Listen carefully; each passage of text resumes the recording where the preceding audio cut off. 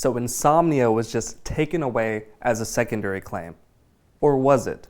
Today I'm going to show you how to actually parlay still your insomnia to an on average 70% rating as a secondary claim. Let's get into it. I'm Jordan Anderson, VA Claims Academy. As you've seen, right here is an overlay. The new insomnia changes have resulted in a big shakeup, which is you cannot be connecting insomnia to another condition. It cannot be related to another condition. So what do? A lot of people have given up. They have this insomnia and there's no way for them to earn that 70% rating that they deserve on average. Well, I'm here to tell you that yes, there is, and here's how. Just to make sure we're all tracking, I need you to remember 3 important things for this all to make sense. Number 1, you used to be able to claim insomnia as a secondary condition. For instance, if you had a hurt knee and your knee was service connected, that knee was keeping you up at night, making you toss and turn. Insomnia was a very simple secondary service connection to that knee. And it was rated as a mental condition on average, which is a 70% rating. Number 2 is that, remember, you can only have one mental rating, meaning if you have one mental condition or if you have 5 mental conditions, they don't stack. They all get bundled up together into a single mental rating. That's very important. And finally, just because insomnia is no longer seen as a secondary condition does not mean that it doesn't positively impact your claim process. I'm going to show you right now. So insomnia now is considered a symptom of whatever underlying ailment was causing it. So in order to do a successful secondary claim, let's use the knee as example again, or you can say back, it could be headaches, it could be a lot of different things. Tinnitus is a very popular one, right? The ringing in your ears. That insomnia now is categorized as a symptom of the tinnitus. However, you have to use it and frame it now with strategy as what is called an intermediary step.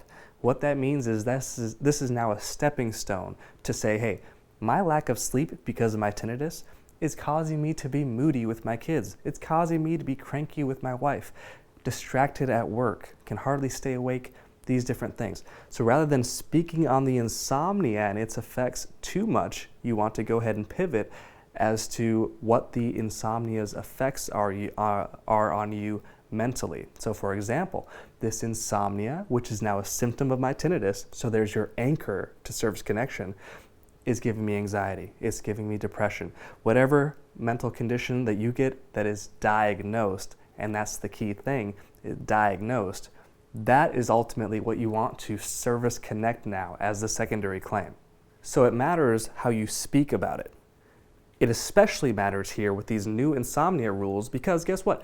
Even though the VA says that, insomnia is a symptom of your knee, there is no portion on the knee DBQ, right? The Knee Disability Benefits Questionnaire that prompts the examiner to ask about your insomnia. So what does that mean? That means that you are going to have to especially make sure that you submit quality, ironclad personal statements, your own lay evidence.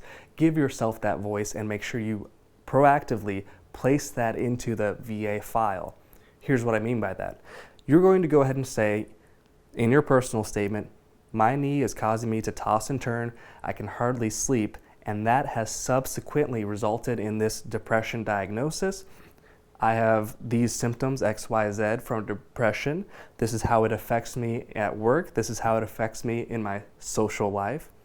And by the way, here is a nexus letter that I got signed by my primary care. Here's a nexus letter actually that I got signed by my psychiatrist talking about how this is connected to my insomnia, which was connected to my knee.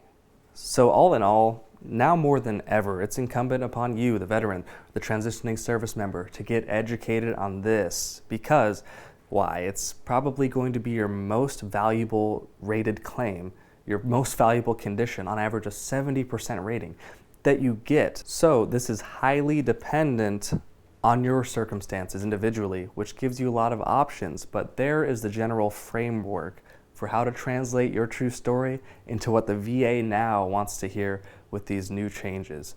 Go ahead and click in the first link in the description below if you're struggling with these personal statement writings, struggling with the nexus letters.